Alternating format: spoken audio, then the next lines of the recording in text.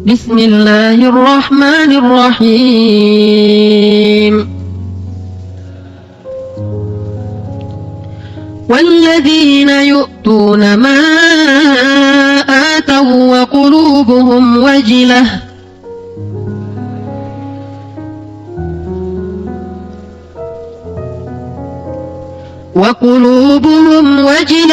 annahum ila rabbihim raji'un. Ulaika yusari'una fil khairat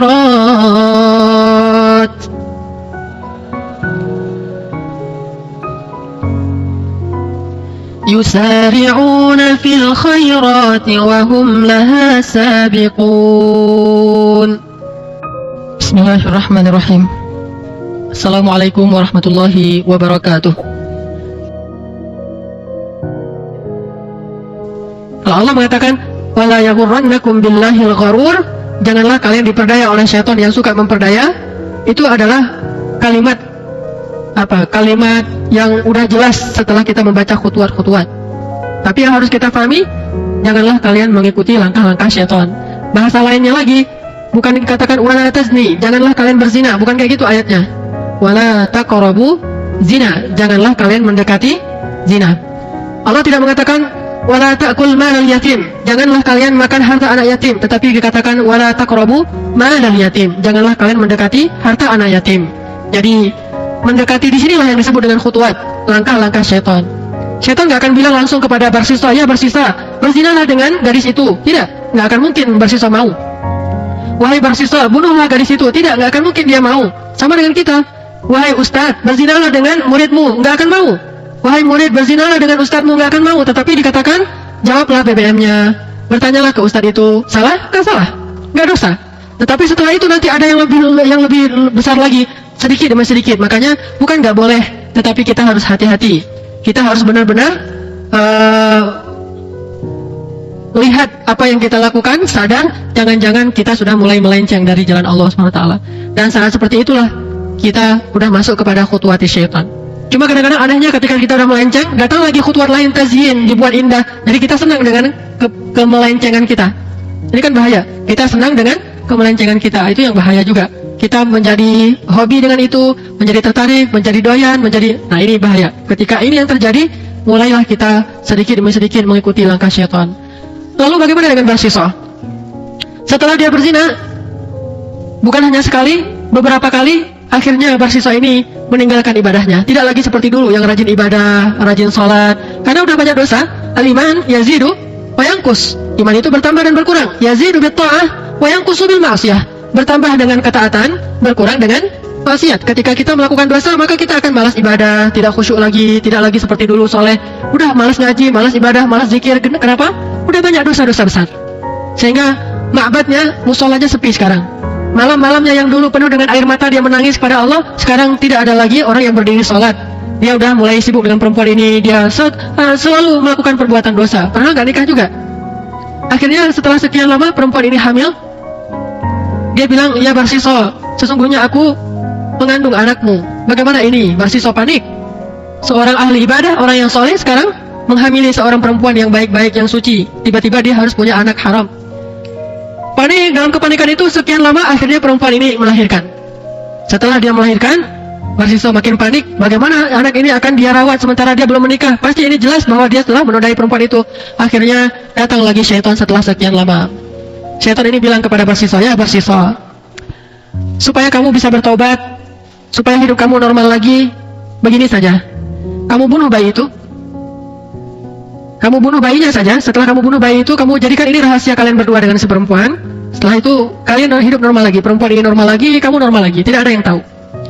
Akhirnya bersiswa bilang ke perempuan, bagaimana kalau kita bunuh bayi ini? Dia bukan anak saya, bukan anak kamu, karena dia bukan hubungan yang sah. Sebagai seorang ibu, gimana pun juga dia akan mempertahankan anaknya. Tidak, saya tidak mau anak ini dibunuh. Ini anak kita, ini darah daging saya, darah daging kamu. Akhirnya bertengkar. Udah bertengkar, udah panik dan segala macam. Dibunuhlah dua-duanya. Bayinya dibunuh, si perempuannya dibunuh karena udah panik. Setelah dibunuh, dikuburkan di satu kubur. Setelah itu dia bertobat pada Allah. Dia menyesal. Dia, ya Allah, ampunkan dosa saya, segala macam. Datanglah 3 orang laki-laki pemuda yang tadi pergi berjihad. Setelah sekian lama mereka datang. Bagaimana dengan keadaan adik kami? Adik kalian sakit. Sakitnya luar biasa keras.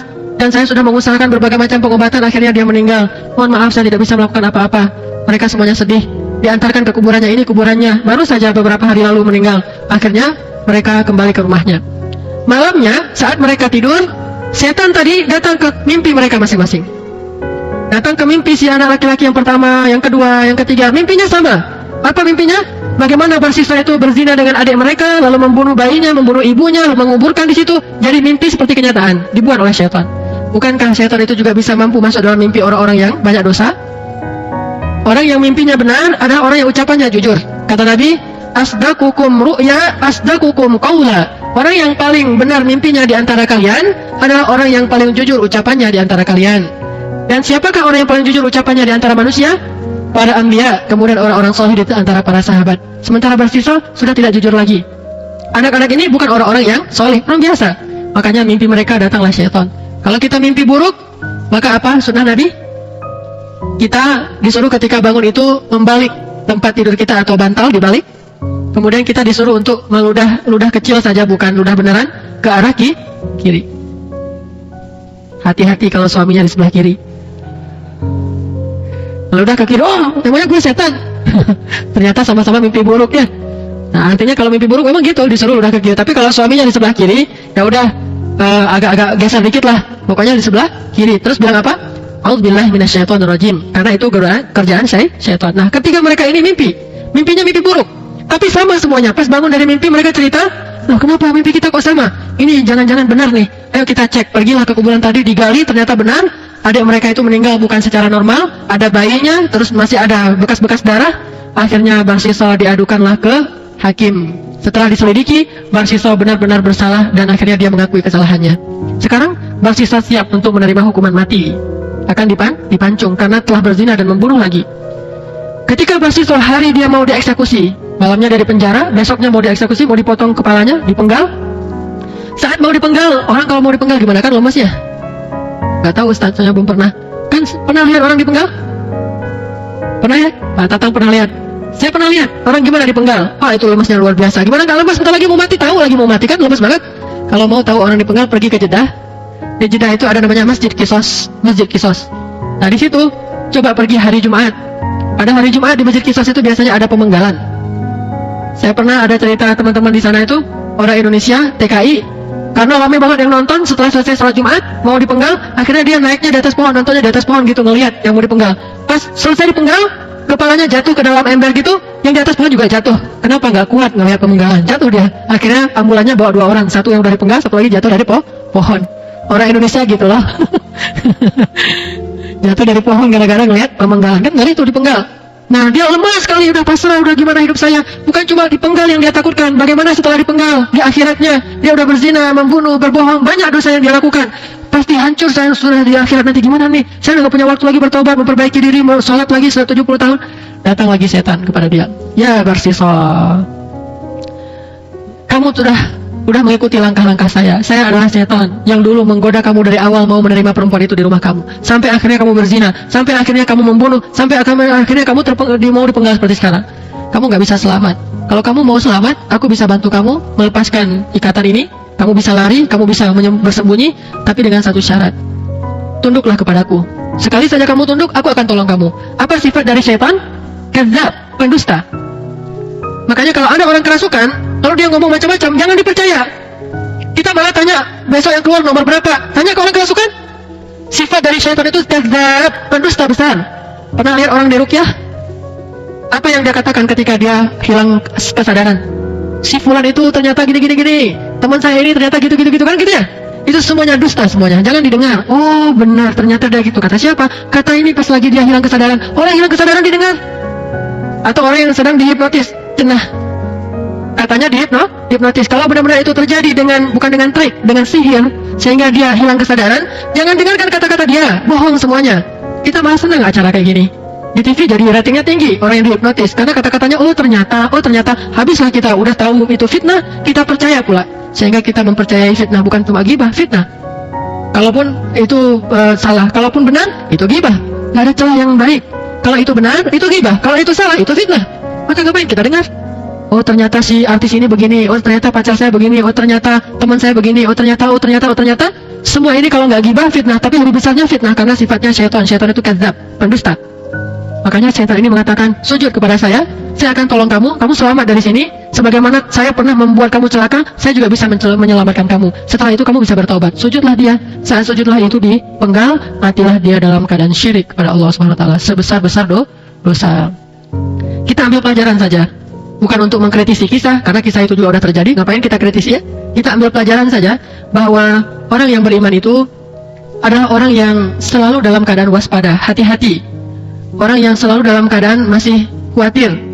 Jangan dulu merasa bangga diri kalau kita udah rajin ke masjid, udah rajin sholat, udah rajin puasa, udah rajin ngaji, bahkan udah hafal beberapa ayat Al-Quran, udah rajin ta'lim, sudah soleh banget. Orang-orang mengakui dan memuji kesolehan kita. Jangan berbangga diri dulu. Kenapa? Memangnya kita bisa seperti itu sampai akhir hayat?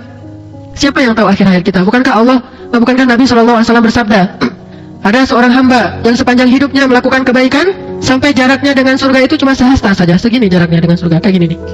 Tapi berlalulah ketetapan, akhirnya dia berbuat dosa dan dia mati dalam keadaan begitu, masuk dia neraka. Ada juga orang yang sepanjang hayatnya berbuat dosa sampai jaraknya dengan neraka cuma sehasta saja, tapi berlalulah ketetapan, akhirnya dia berbuat kebaikan, taubat, dan meninggal dalam keadaan itu, dia masuk surga. Saya kemarin di Masjid Al-Latif, Masjid Jalan Sanintan, 2 minggu yang lalu, ada seorang nenek, orang Tionghoa, usianya 98 tahun, 2 tahun lagi udah 100, 98 tahun nenek, tapi belum pikun, belum hilang ini kewarasannya, masih normal banget, orangnya sehat walafiat, masuk Islam. Setelah 30 tahun didakwahin oleh anaknya yang rajin ikut talim. 30 tahun. Ini dakwahnya para anbiya ya. 30 tahun fokusnya ibu aja. Saya pokoknya pengen ibu saya itu masuk Islam. Seusia berapa didakwahin berarti? Usia 68 tahun ya. Udah jadi nenek-nenek sampai usia 98 tahun, akhirnya alhamdulillah kemarin masuk Islam. Setelah beliau masuk Islam, karena keluarganya masih banyak yang Chinese, orang Kristen, datanglah biarawati pendeta ke rumah beliau, maksa-maksain beliau lagi keluar dari Islam. Akhirnya saya bilang, ya udah diusir aja tuh biarawati sama pendeta, kan gak boleh memaksakan agama ke orang lain, kan ini pilihan dia, kita juga gak pernah maksa, cuma didakwahin oleh anaknya. Nah sekarang nenek ini bilang sendiri, kalian gak usah datang lagi ke sini, ke pendeta-pendeta itu, pergilah kalian, saya sudah tenang dengan Islam. Ini orang sepanjang hidupnya 98 tahun berdosa terus, pas usia 98 masuk Islam pula. Mudah-mudahan istiqomah dengan keislamannya, meninggalnya husnul khatimah. Makanya kenapa kita merasa bahwa oh saya mah alhamdulillah sudah muslim, rajin ngaji, udah haji beberapa kali dan sebagainya, masih jauh lebih soleh dari kita. Makanya coba baca surat Al-Mu'minun. Surat Al-Mu'minun surat 23 ayat 60. Surat 23 ayat 60. Bismillahirrahmanirrahim. والذين يؤتون ما آتوا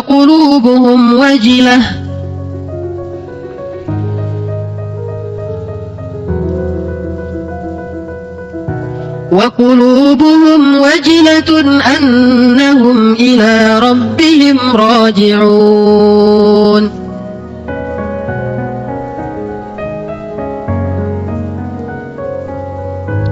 أولئك يسارعون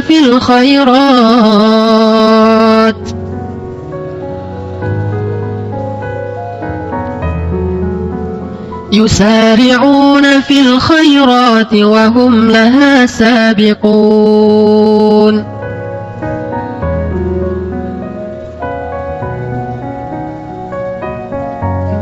Dan orang-orang yang telah melakukan apa yang telah mereka lakukan, memberikan apa yang telah mereka berikan. Kata Aisyah, ya Rasulullah, apa maksud ayat ini? Kata Rasul, mereka puasa, mereka sholat, mereka haji, mereka melakukan banyak amal solih.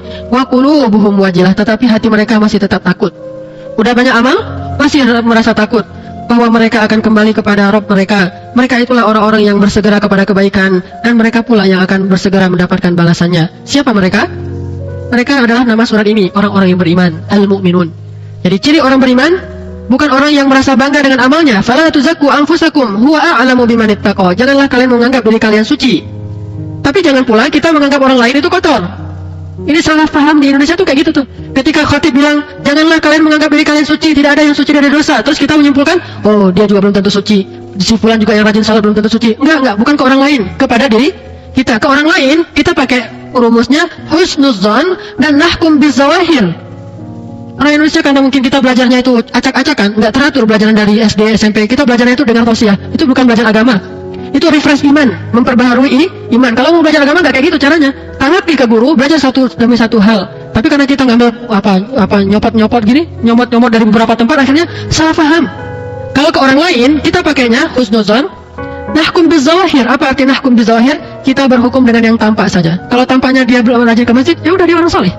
Kalau tampaknya dia berjilbab, ya udah dia soleha. Urusan hatinya itu urusan Allah yang Maha tahu isi hati. Memangnya kita tahu isi hati orang? Tapi kalau kita tahu isi hati kita karena Allah memberitahu kita, sehingga itu baru kita pakai istilah janganlah kalian menganggap diri kalian, bukan diri orang lain, menganggap diri kalian suci. Jadi jangan menganggap bahwa kita ini udah paling bersih. Orang lain kita anggap dia orang bersih kalau kita lihat dia bersih. Beda cara ngelihat. Kalau kita kebalik, memandang diri kita bersih, husnuzon, saya husnuzon lah sama diri saya sendiri. Ini nggak ada cerita husnuzon pada diri sendiri. Yang ada kita wajilah terhadap diri sendiri, takut ke orang lain baru husnuzon. Kalau kita kepada diri sendiri husnuzon, kepada orang lain jangan kamu memikir kamu udah suci banget. Kamu pikir kamu udah pasti masuk surga. Namanya kamu udah terjamin masuk surga. Yang orang ke masjid itu juga belum tentu bersih dari dosa. Ini semuanya salah kebalik. Seharusnya itu ke dia, ini ke orang lain. Di Indonesia kayak gitu. Banyak orang yang saya sering mendengar ucapan-ucapan yang miring kayak gini. Yang berjilbab juga belum tentu hatinya baik. Namanya kamu tahu isi hati dia? Malaikat aja nggak tahu isi hati seseorang. Malaikat emang pernah catat isi hati?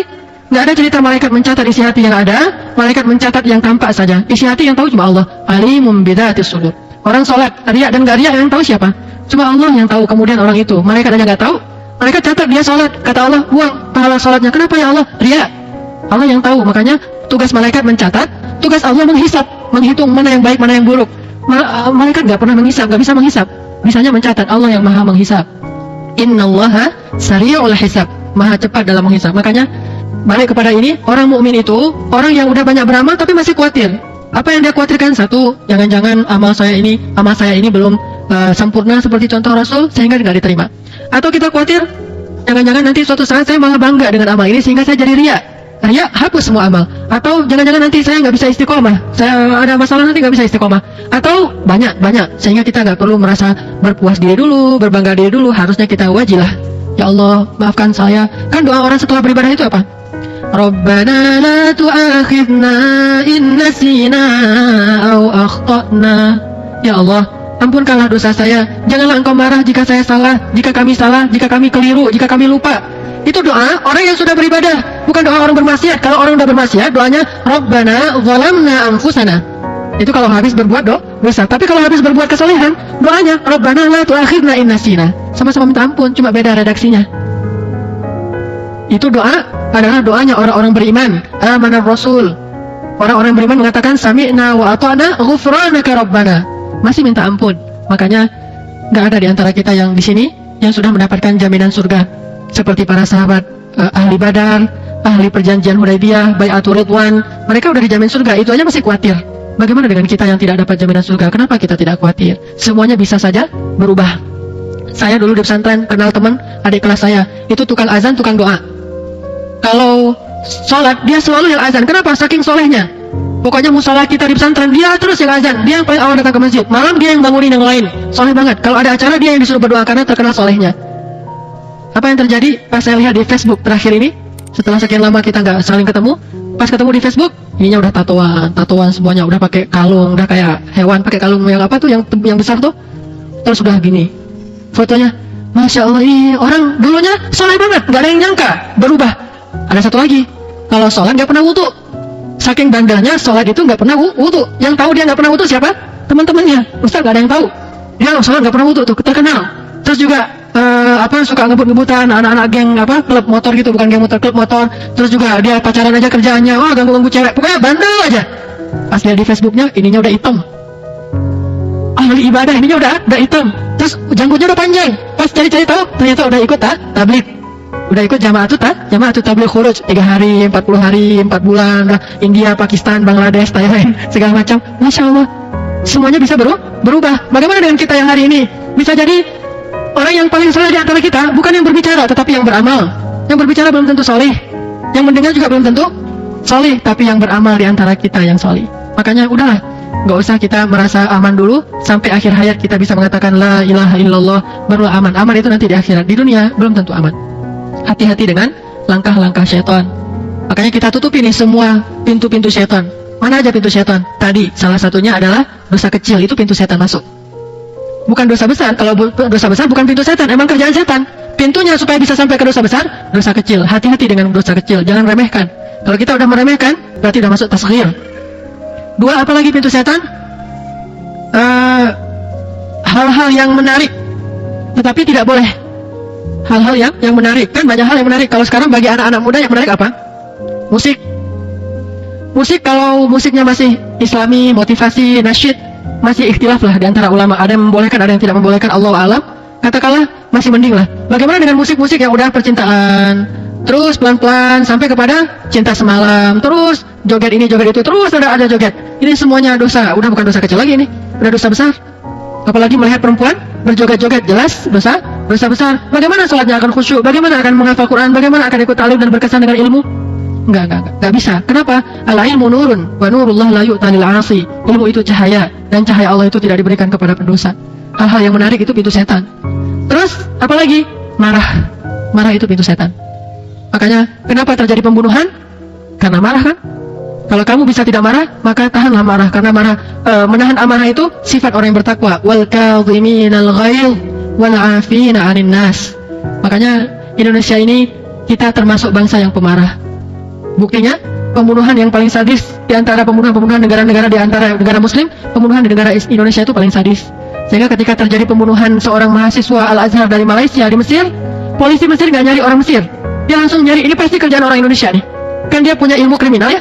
Kriminolog mereka mengatakan, model pembunuhan kayak gini nih, ini cuma terjadi bagi orang Asia nih, kerjaan orang Asia. Dan di antara orang Asia, Indonesia, coba cari mahasiswa Indonesia. Benar, pembunuhnya orang Indonesia, mahasiswa Al-Azhar. Gimana membunuhnya? Suaminya dibunuh, kemudian istrinya dibunuh, anak-anaknya diikat semuanya, rumahnya dibakar, hidup-hidup mereka semuanya dibakar supaya hilang jejak. Sadis, terjadi di Mesir. Ketika saya masih di sana. Gara-gara apa? Gara-gara marah.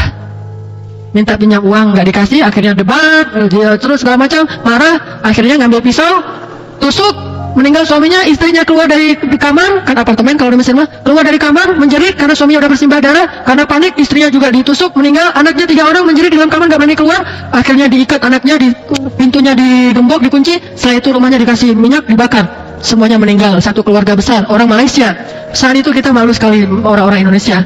Ini nggak sampai beritanya mungkin ke Indonesia, tapi yang uniknya, polisi Mesir nggak cari orang Mesir, langsung cari orang Indonesia, dan dapat. Kenapa? Cara orang Indonesia itu lebih sadis. Orang Mesir bunuh aja, udah nggak ada cerita-cerita diikat, itu nggak. Dan kriminal di Mesir itu sedikit. Kalau kita tahu Dubai itu kota yang luar biasa maju ya, zero crime, nggak ada kriminal sama sekali. Zero crime, nggak ada kriminal, nol kriminalnya nggak ada. Qatar, nol kriminalnya nggak ada. Kenapa? Buat kesalahan, bunuh, langsung selesai, nggak ada yang berani. Di Saudi itu walaupun nggak adil 100%, tapi kriminalnya jauh lebih ringan dibandingkan Indonesia. Indonesia kan ngeri-ngeri banget. Ketemu laki-laki tanpa identitas lah, di taman, di pohon, di garasi. Alhamdulillah min dzalik, udah parah banget. Kenapa? Pertama, hukumnya nggak kuat. Kedua, orangnya itu pemarah. Coba di jalan, rata-rata pemarah kan? Dan kalau mau lihat bangsa Indonesia itu di jalan tuh paling banyak orang yang gampang marah. Di jalan itu kadang-kadang bukan masalah keserempet, masalah mau duluan tuh gimana tuh? Oh, matanya kan ya. Ada yang sengaja masang-masang plat dengan stiker-stiker aparat supaya dia nggak biar gaya-gayaan gitu. Terus juga kalau misalnya udah gitu, panjang tiri, wah luar biasa. Ini memicu kemarahan, dan kemarahan itu adalah khutuwatis syaitan. Makanya jangan marah kalau bisa. Ini bukan untuk kita aja, untuk saya juga. Jangan gampang marah. Masih juga saya sebagai seorang manusia biasa, kadang-kadang sering kepancing di jalan. Apalagi kalau misalnya lagi naik mobil, kalau naik motor kan nggak kepancing karena kita mancing orang ya. Kalau naik mobil kan dipancing, kalau naik motor mancing orang, bisa lari hilang langsung. Bahkan saya pernah naik mobil, saya nyelip, jalannya sih agak luas, cuma pas saya nyelip, motor dari sana itu merasa jalan dia gitu, dia marah. Akhirnya pas sudah dekat diludahin. Alhamdulillahnya saya tutup kaca, sehingga kena kaca saja. Kalau nggak kena kaca tuh gimana? Nggak bisa dikejar juga kan? Akhirnya marahnya ya marah sendiri aja, nggak jelas gitu. Coba. Itu mancing, dia berbuat dosa, kita kepancing. Belum lagi nanti angkot yang sembarangan, belum lagi kadang-kadang ibu-ibu kalau nyetir kadang-kadang dia agak-agak kagok gimana gitu ya, buat kita kadang-kadang sebel. Nah ini semuanya memancing kemarahan. Apalagi kalau kita udah punya temperamen yang emang kayak gitu, karakternya ini bahaya sekali. Bisa, benar emang bisa. Makanya saya sendiri juga sering kalau didampingin sama istri, alhamdulillah Kalau perempuan kan punya magic ya, dia pegang dada kita udah langsung, ya udah astagfirullahaladzim, astagfirullahaladzim. Kalau nggak ada istri, nggak ada yang megangin dada kan, wah udah bahaya tuh. Bukan orang lain yang celaka, diri kita sendiri yang celaka. Kalau kita sampai bunuh-membunuh, yang terbunuh dan yang membunuh finnar, dua-duanya dalam neraka. Coba, masih mending yang membunuh, yang terbunuh udah terbunuh masuk neraka pula, kan ruginya 2 kali. Di dunia dia KO, di akhirat dia habis, nggak ada gunanya. Ini saya ngomong gini nih untuk diri sendiri ya, karena saya benar-benar merasa bahwa ini ujian bagi saya nih, emosi.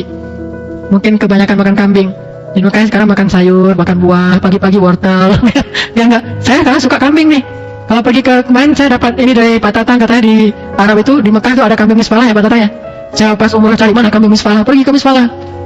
Marahnya bukan di Mekah, di Indonesia. Di Mekah nggak bisa marah karena kota suci. Sampai di Indonesia baru mulai ngomel-ngomel. Ini semuanya ujian bagi diri kita. Apalagi kalau karakternya Sumatera. Orang Sumatera itu ngomong baik-baik aja udah kayak marah. Gimana marahnya? Jadi terbawa udah. Dan jangan katakan karena itu Sumatera jadi boleh nggak? Tetap nggak boleh. Udah Sumatera, Aceh pula. Udah Aceh, belajarnya di Mesir. Coba. Kan enggak, kan sempurna banget tuh. Sumatera yang Acehnya lagi tuh. Di antara semua Sumatera yang gamnya di mana? Di Aceh, gam. Udah gam gitu. Gam itu di Aceh itu ada yang lembut, ada yang kasar. Saya dari provinsi yang kabupaten yang kasar. Pidi, yang paling kerasnya di antara orang Aceh itu di Pidi itu paling kerasnya. Yang orang Aceh pasti tahu orang Pidi itu. Yang paling keras orang Pidi, terus pusatnya gam pula. Siapa dulu ada Syafi'i gitu. Saya kenal dengan beliau. Udah gitu kuliahnya di Mesir. Mesir, negara Arab paling kasar itu Mesir. Belajar di mana? Di Mesir. Di Mesir tinggalnya di namanya Masalah. Masalah itu pusatnya preman-preman Mesir, tinggalnya tuh di Masalah. Gitu saya tinggal di samping keledai kandang keledai apa. Kalau kita naik angkot tuh, angkotnya itu isinya tuh orang-orang teriak-teriak, marah-marah, apalagi bulan Ramadan tuh. Wow, udah kayak singa. Cuma baiknya sallu ala nabi. Salawatlah kepada Nabi, mereka bilang sallallahu alaihi wasallam. Nggak ada dendam ya. Cuma yang ngomongnya tuh bisa teriak-teriak tapi nggak ada dendam. Itulah penyakit.